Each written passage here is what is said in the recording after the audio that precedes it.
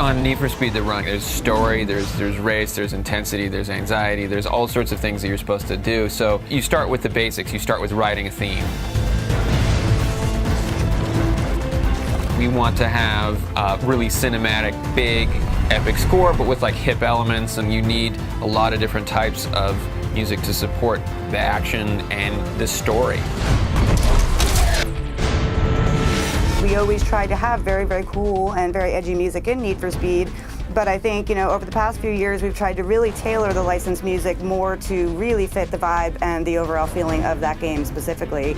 In the case of The Run, you want to capture a feel of that American culture and driving across the country in America, and what would people that are doing this race, what would they be listening to? We listen to a lot of music, and I think the biggest part of it really comes from a gut feeling on that band and what it makes you feel when you hear their music.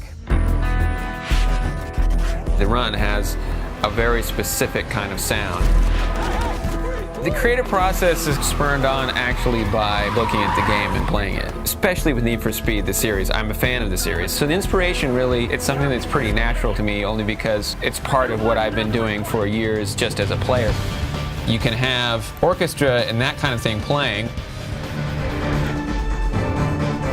but that doesn't really tell the whole story. You need to have things like guitars like this.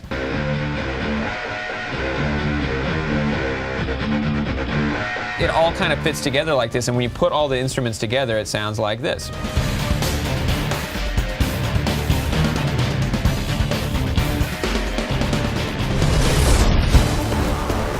There are enough sounds going on in Need for Speed to fill up the entire sound spectrum without even music. So you have crashes, you have sirens, you have all sorts of explosions.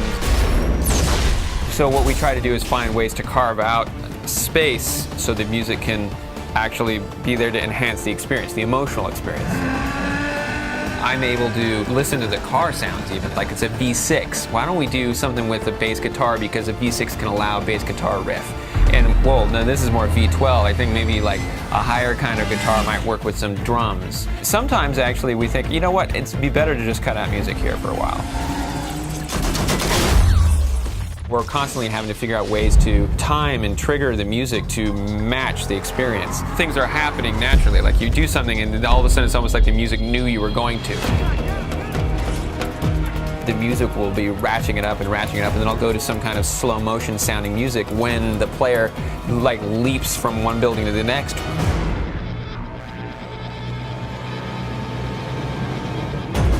I don't just kind of write a piece and say, here it is. It has to actually be a core of a piece, and then it goes into different areas, literally, where the player can go. The sound guys, they'll take my music in the different parts of the music, and then if a player does X, Y, or Z, all of a sudden it goes into this drum solo, and I hear myself just drumming. I'm surprised by the way that it's being utilized in really in original, creative ways by the entire audio team. You want to get that heartbeat racing. The key to that is making sure that you have the best sound you can. With things like Beats Audio, now it's crossed that threshold into, wow, you can have this cool racing experience really anywhere, if you have a huge setup or even a pared down one.